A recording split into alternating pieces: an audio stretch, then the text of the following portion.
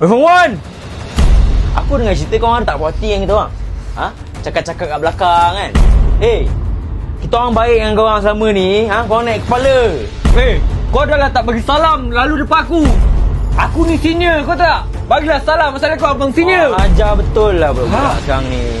Dulu kita orang junior pun, kita tak buat senior kita orang macam ni, tahu tak? Dengan korang, minta sikit je korang dah buat muka dah. Besar kepala korang, besar lagi. Kau duduk. Bismillahirrahmanirrahim. Jadi insyaAllah lepas ni kita akan adakan sedikit solat hajat untuk abang-abang bagi menduduki peperiksaan SPM lah. Jadi untuk adik-adik, di kesempatan ini saya nak maafkan lah semua adik-adik ada salah silap. Apalah, abang akan gurau je dengan abang.